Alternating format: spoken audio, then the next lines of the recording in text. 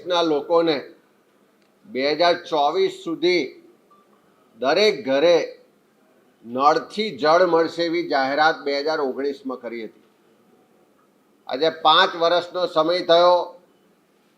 આ ગુજરાતની double engine સરકારે આ પૈસામાંથી શું કર્યું એના પ્રશ્નોત્તરીના જવાબમાં જોવા મળ્યું કે છેલ્લા 3 વર્ષમાં કેન્દ્ર સરકાર તરફથી આ યોજના માટે 7,500 કરોડ રૂપિયા મળ્યા.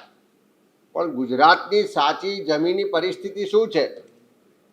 તો ઘરે ઘરે નળથી જળ તો ના મળ્યું, નળ આયા પણ ક્યાંય જળ ના પહોંચ્યું, પણ આ નળથી છળ મળ્યું એવું ગુજરાતના લોકો સ્પષ્ટ રીતે જોઈ રહ્યા છે અને કહી રહ્યા છે. આ નળ સે જળ યોજનામાં ગુજરાતમાં ચારે તરફ ભ્રષ્ટાચાર વ્યાપક પ્રમાણમાં થઈ રહ્યો છે. અને આવું અમે એકલા નથી કહેતા, પણ ભારતીય જનતા પાર્ટીના જ ધારાસભ્ય અને અત્યારે વિધાનસભાના ઉપાધ્યક્ષ જેઠાભાઈ ભરવાડે પણ લેખિતમાં જાહેરમાં કીધું કે આ યોજનામાં મોટા પ્રમાણમાં પૈસા ખવાઈ જાય છે, ફક્ત કાગળ પર કામ થાય છે. એ પંચમહાલ જિલ્લો હોય, દાહોદ જિલ્લો હોય, મહીસાગર જિલ્લો હોય, વલસાડ જિલ્લો હોય, નવસારી જિલ્લો હોય કે આખા ગુજરાતના તમામ જિલ્લાઓમાં આ યોજનામાં જે ભ્રષ્ટાચાર ચાલી રહ્યો છે આંખે દેખાય છે. તેમ છતાં સરકાર ચૂપ છે, કારણ કે ક્યાંક ને ક્યાંક આ ભ્રષ્ટાચારના પૈસા સરકારમાં બેઠેલા લોકો સુધી પણ પહોંચતા હશે અને એટલા જ માટે આ ભ્રષ્ટાચાર બાબતે સરકાર ચૂપ છે. જ્યારે ચારે તરફથી રજૂઆતો આવી, વિરોધ થયો, ત્યારે સરકારે તપાસના નામે નાટક પણ કર્યું કે તપાસ કરવા માટે વાસ્મોની યોજનામાં જે કામો થયા છે એનું મોનિટરિંગ થાય, સ્થળ પર તપાસ થાય, એટલા માટે સરકારે ટેન્ડર પાડ્યું અને એજન્સી દિશા નામની એજન્સી નક્કી કરી અને એને કીધું કે આ તમામ કામો થયા છે કે નહીં એની તપાસ કરો. ને તપાસ કરવાવાળી એજન્સીને પણ 5 કરોડ રૂપિયા ચૂકવ્યા. એક તો કામમાં ભ્રષ્ટાચાર અને તપાસ કરવાના નામે પણ ભ્રષ્ટાચાર કરવામાં આવ્યો.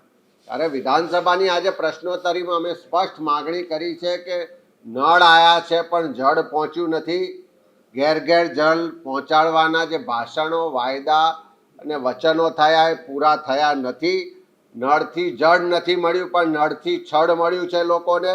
અને એટલા જ માટે આ સમગ્ર કરોડો રૂપિયાનું જે ભ્રષ્ટાચાર છે એની ન્યાયિક તપાસ થવી જોઈએ. જે અધિકારીઓ નાના નાના લોકોને તમે બદલી કરો છો કે સસ્પેન્ડ કરો છો એ પૂરતું નથી.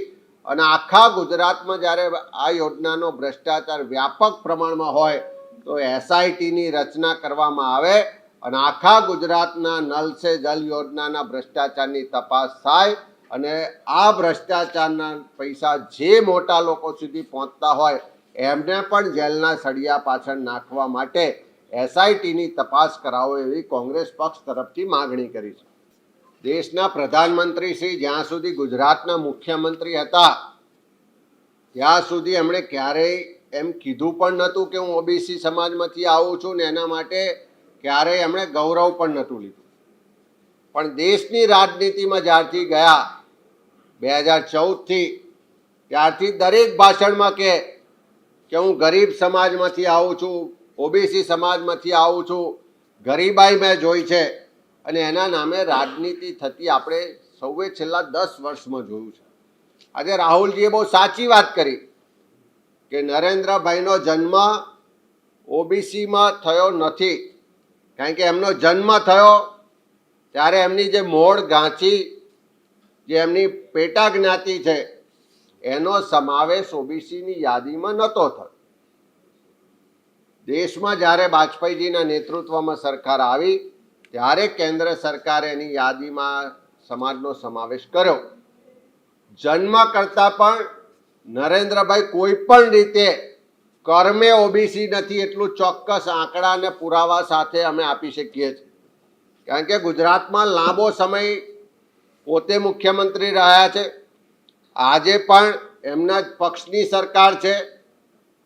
મારી ચેલેન્જ સાથે ભારતીય જનતા પાર્ટીના તમામ નેતાઓને ચેલેન્જ છે કે આ 3 દાયકાના ભાજપના ગુજરાતના શાસનમાં દર વર્ષે બજેટ બને છે એક પણ વર્ષનું બજેટ એવું બતાવે એમાં નરેન્દ્રભાઈ મોદીનો કાર્યકાળનો પણ સમાવેશ થાય છે કે જેમાં ગુજરાતના બક્ષીપંચ સમાજ માટે જે સામાજિક અને આર્થિક પછાત વર્ગ વિભાગ છે, જેના મંત્રી પણ અલગ છે, એને બજેટમાંથી 1% રકમ પણ ફાળવી હોય.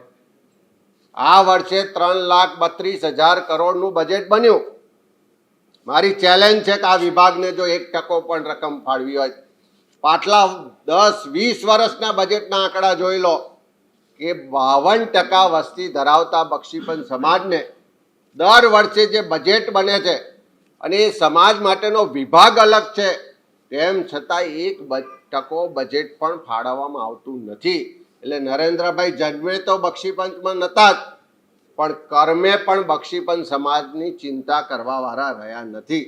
અને ખરેખર જો પ્રધાનમંત્રી શ્રી બક્ષીપંચ સમાજમાંથી આવતા હોય, અસલી બક્ષીપંચ હોય, તો મારી એમને વિનંતી છે કે ગુજરાતમાં 52% વસ્તી ધરાવતો બક્ષીપંચ સમાજ, 60% વસ્તી ધરાવતો દલિત સમાજ, 14% વસ્તી ધરાવતો આદિવાસી સમાજ અને 9% વસ્તી ધરાવતો લઘુમતી સમાજ, એને દરેક રીતે બજેટની ફાળવણીમાં અન્યાય થઈ રહ્યો.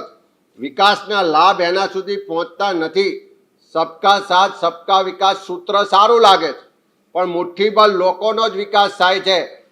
અને સાચા અર્થમાં બક્ષીપંચમાંથી આવતા હોય, બક્ષીપંચ સમાજની ચિંતા હોય, તો તાત્કાલિક ગુજરાતમાં એમની ડબલ એન્જિન સરકાર છે, જાતિ આધારિત વસ્તી ગણતરી કરવાની પ્રધાનમંત્રી શ્રી ગુજરાત સરકારને સૂચના આપે તો માનીએ કે એ બક્ષીપંચની લાગણી ધરાવે છે, ગરીબ લોકોના હિતોની ચિંતા કરે છે, ગરીબ લોકોને જે અન્યાય થાય છે એમાંથી એમને ન્યાય અપાવવા માટે ચિંતિત છે અને એમની ઈચ્છા શક્તિ છે. સરકારને સૂચના આપે કે તાત્કાલિક જાતિ આધારિત વસ્તી ગણતરી કરાવે, અન્યથા માન્ય વડાપ્રધાન શ્રી જન્મે પણ બક્ષીપંચમાં નથી અને કર્મે પણ બક્ષીપંચની લાગણી ધરાવતા નથી.